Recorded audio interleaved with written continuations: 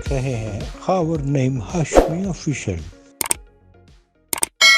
अस्सलाम वालेकुम नाजरीन, मैं अपने दोस्तों को, अपने चाहने वालों को खावर नईम हाशमी ऑफिशियल में खुश आमदीद कहता हूँ। आज हम जो कहानी बयान करेंगे उस कहानी का एक मरकजी किरदार मैं भी हूँ और इस कहानी का उन्वान है 13 मई 1978, जब पाकिस्तान में 3 सहाफ़ियों को कोड़े मारे गए। नाजरीन, ये ज़ियाउल-हक़ का ज़माना था। 1978 मुझे कोड़े मारे गए थे, नासिर ज़ैदी को कोड़े मारे गए थे।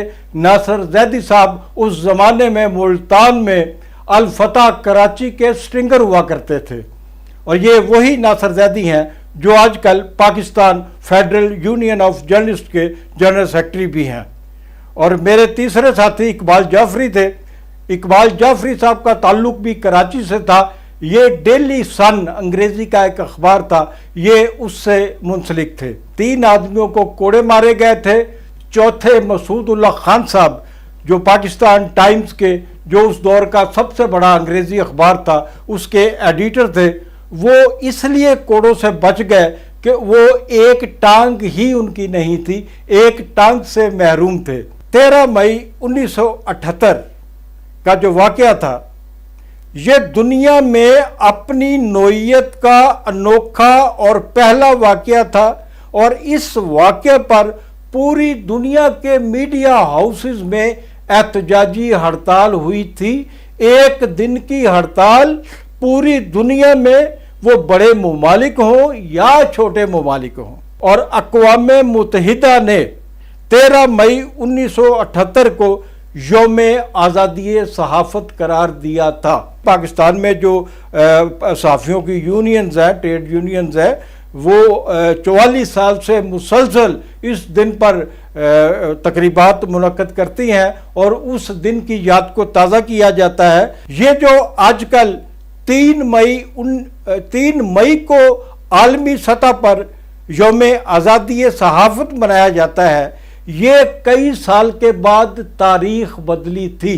13 मई 3 मई में इस तरह बदला कि कई सालों के बाद अफ्रीका के किसी मुल्क में लातादाद सहाफ़ियों को एक ही दिन में कत्ल कर दिया जाता है। तो 13 मई की जगह 3 मई को यौम आज़ादी सहाफ़त आलमी सतह पर मनाया जाने लगा। ये जो कोड़े मारने वाले हैं, मैं इनका भी आपको तारुफ करा दूं कि बड़े सगीर पाको हिंद में कोड़े मारने का रवाज कहां से आया। कोड़े मारने का रवाज अंग्रेज दौर में आया। अंग्रेज ने ये सज़ा अपने बागियों के लिए मुंतखब की थी। जो अंग्रेज राज के मुखालिफ होते थे, बगावत करते थे, आज़ादी के नारे लगाते थे, उनके लिए अंग्रेज़ों ने ये सज़ा ईजाद की थी जो आज भी मौजूद है। ये 13 मई 1978 की सुबह थी जब हमें लाहौर की सेंट्रल जेल से, ये जो इछरे के करीब वाक़या है, यहाँ से 4 आदमियों को और दूसरे भी वो लोग जो आज़ादी सहाफ़त की तहरीक में हमारे साथी थे, जर्नलिस्ट थे, उनको टोलियों की शक्ल में पुलिस की वैनों में सब मार्शल एडमिनिस्ट्रेटर के दफ्तर लाया गया। सब लोगों को तो आहिस्ता आहिस्ता समात के बाद फारग कर दिया गया, लेकिन हम चारों को, मुझे, नासिर ज़ैदी, इकबाल जाफरी और मसूदुल्लाह खान को, वो वहीं पर अदालत बंद होने के बाद भी पुलिस को इजाज़त नहीं दी गई कि इन्हें जेल वापस ले जाया जाए। तो हमें फौजी अदालत ने 13 मई को एक सरसरी समात के बाद 4 आदमियों को कोड़ों की सज़ा सुनाई। हम चारों ने एक साथ गिरफ्तारी दी थी और हम जो गिरफ्तारियां दे रहे थे ये सियासी नहीं थी। ये मैं बारहा वजाहत कर चुका हूं और आज फिर वजाहत करूंगा कि Pakistan federal union of journalist के बैनर तले जो आज़ादी सहाफ़त और तहफ़्फ़ुज़ रोज़गार की तहरीक चलाई गई, वो खालिस्तन आज़ादी सहाफ़त की तहरीक थी। उसमें किसी किस्म का कोई सियासी अंसर शामिल नहीं था। रात के तकरीबन 7:45 बजे सब मार्शल एडमिनिस्ट्रेटर किसी बड़े से मुशावरत के बाद अदालत में तशरीफ़ लाते हैं और हमें कमरा अदालत में बुलवा कर सज़ा सुनाने की जहमत भी नहीं गवारा की जाती। उस अदालत का एक रीडर या मुंशी बाहर आता है और वो बताता है कि हमें इतनी सज़ा, इतनी कैद, इतना जुर्माना और 5-5 करोड़ की सज़ा सुना दी गई है। और उस रात पुलिस की जो वैन थी वो ये जो शमा सिनेमा के करीब लाहौर में जेल है जहाँ से हम गए थे वहाँ दाखिल नहीं हुई, वहाँ से गुजर गई। तो हमने पुलिस वालों से पूछा कि हमें जेल वापस नहीं ले जा रहे, कहाँ ले जा रहे हैं? तो पुलिस वालों ने बताया कि पहले तुम मुल्जिम थे, अब तुम मुजरिम हो, तुम सज़ा याफ्ता हो, और जो सज़ा याफ्ता लोग होते हैं उन्हें कोट लखपत जेल में ले जाया जाता है। सबसे पहले नासिर जैदी साहब को कोड़ों के लिए ले जाया गया और हमें कोड़ों की आवाज़ें तो आई बड़ी शिद्दत के साथ, नासिर जैदी के चीखने की आवाज़ नहीं आई। और पता नहीं कब नासिर जैदी को स्ट्रेचर पे लिटाकर वो वहाँ से ले जाते हैं और उसके बाद इकबाल जाफरी की बारी आती है। नासिर जैदी को टीबी थी, वो टीबी का मरीज था, इसके बावजूद उसे कोड़े मारे गए। डॉक्टर ने मुझे चेक किया, जेल के डॉक्टर ने, और जेल के डॉक्टर ने हुकाम से कहा, जेल हुकाम से कहा कि he is not fit for lashes, ये कोड़ों के लिए फिट नहीं है, ये इंतहाई कमज़ोर है और इसको सख्त बुखार भी है। लेकिन मुझे कहा गया कि कोई बात नहीं, तुम ना बीमार हो ना कमज़ोर हो, तुम एक बहादुर आदमी हो, तुम्हें क्या है। जेल का सुपरिटेंडेंट मुझसे मुकालमा कर रहा था कि तुम ये छोटी सी सज़ा बड़ी आसानी से झेल जाओगे। मैं इस सज़ा को झेलने के लिए ज़हनी और जिस्मानी तौर पे पूरी तरह तैयार था।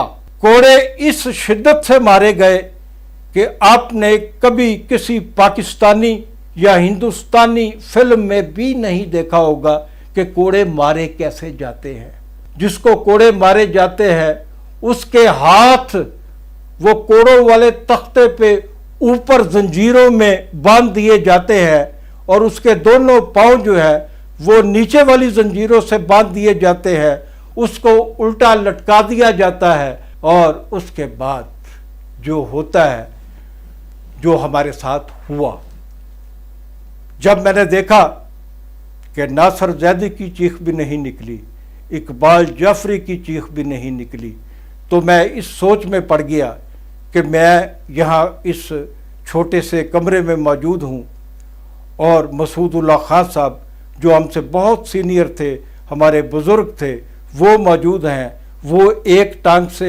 महरूम हैं। पाकिस्तान टाइम्स जो अपने ज़माने का सबसे बड़ा अंग्रेज़ी अखबार था, उसके वो चीफ न्यूज़ एडिटर या एडिटर थे उन दिनों। तो मैं उनके बारे में सोच रहा था कि नासिर की तरह, इकबाल की तरह मैं भी कोड़े बर्दाश्त कर जाऊंगा, लेकिन मसूदुल्लाह खान के साथ क्या होगा। लेकिन तीसरी बारी मेरी थी। मुझे इशारे से एक आदमी ने बाहर बुलाया। मैंने बाहर का मंजर तैराना नज़रों से देखा।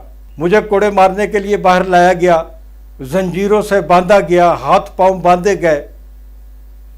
मुझे उसी शिद्दत के साथ कोड़े मारे गए जो शिद्दत मैंने महसूस की थी मसूदुल्लाह खान के साथ बैठे हुए इकबाल जाफरी और नासिर जैदी को कोड़े लगते हुए।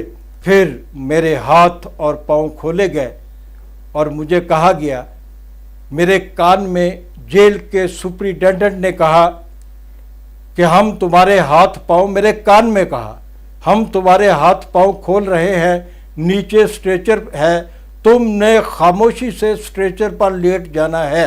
मैंने जेल सुपरिटेंडेंट से कहा, मैं स्ट्रेचर पर नहीं लेटूंगा, मैं पैदल चलकर जेल के अंदर जाऊंगा।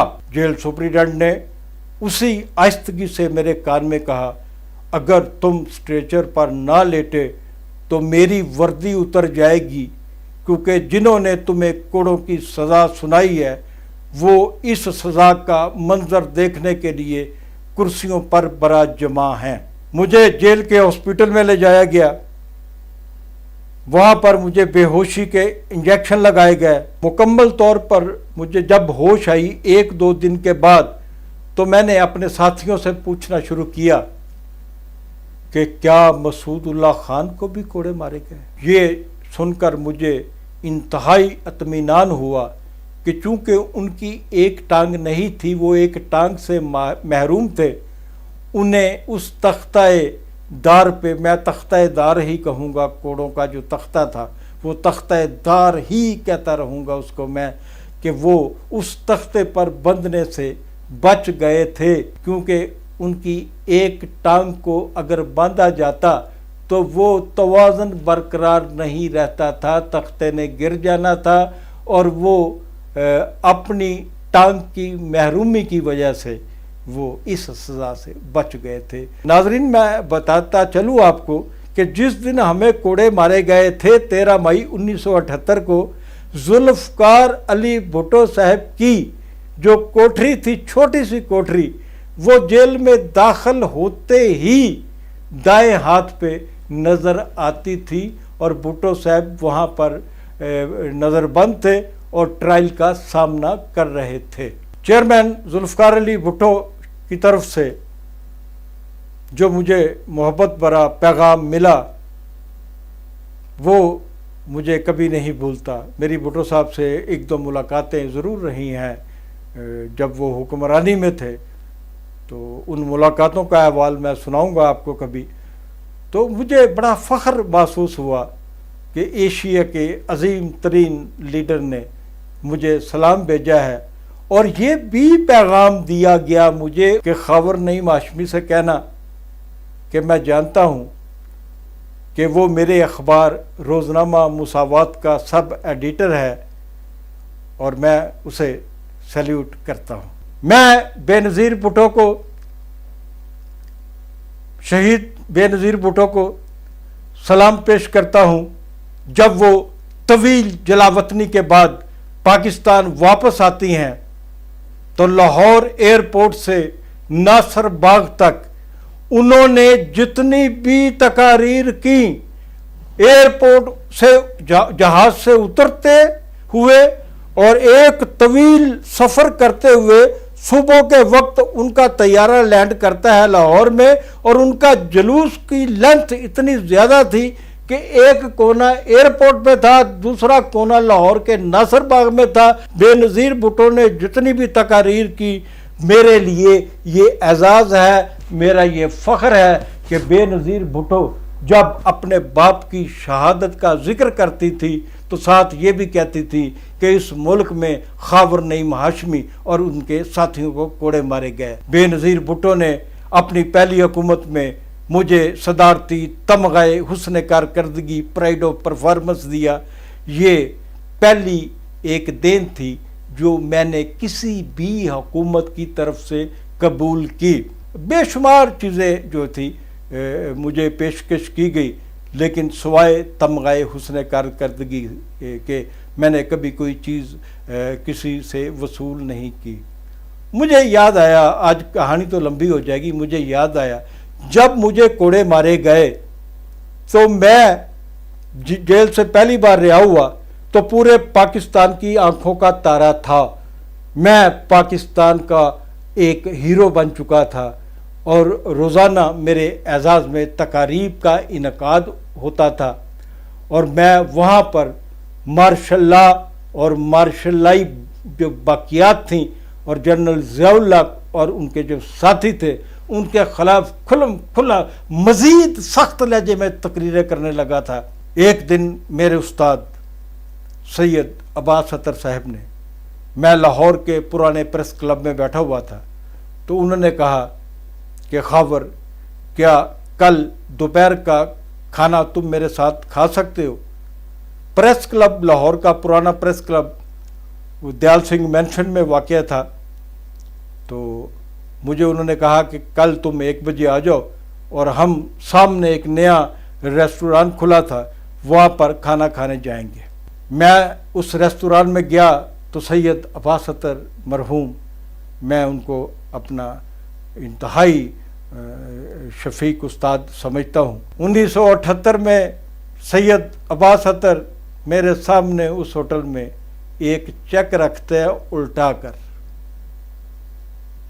وہ کہتے ہیں اگر تم اس چیک کو سیدھا کرو گے تو اس پر 1 کروڑ روپے کی اماؤنٹ لکھی ہوگی، یہ سرکاری چیک ہے تمہاری زبان بندی کا۔ مجھے ڈیوٹی دی گئی کہ میں خاور نعیم ہاشمی کو یہ چیک دوں اور اسے پیغام دوں کہ جو ہونا تھا وہ ہو گیا، اب اپنی زبان بند کر لو۔ کتنے بڑے آدمی تھے سید عباس اطہر صاحب۔ عباس اطہر صاحب نے مجھے کہا لیکن خاور نعیم ہاشمی، میں تمہیں مشورہ دیتا ہوں کہ اس ٹیبل سے یہ چیک نہ اٹھانا، جس راستے پہ تم چل پڑے ہو ساری زندگی اسی راستے پہ رہنا۔ سلام سید عباس اطہر صاحب۔ میں سلام پیش کرتا ہوں جناب مسعود اللہ خان صاحب کو، اپنے دوستوں اقبال جعفری کو اور ناصر زیدی کو، جنہوں نے میرے ساتھ یہ اذیتیں برداشت کیں، اور ہم چاروں آدمی 44 سال بعد بھی انتہائی خوش و خرم زندگی گزار رہے ہیں۔ ایک دوسرے سے ملاقاتیں بھی ہوتی ہیں، ایک دوسرے کو فون بھی کرتے ہیں، خیر خیریت بھی پوچھتے ہیں، اور یہی ہماری زندگی کی کامیابی ہے۔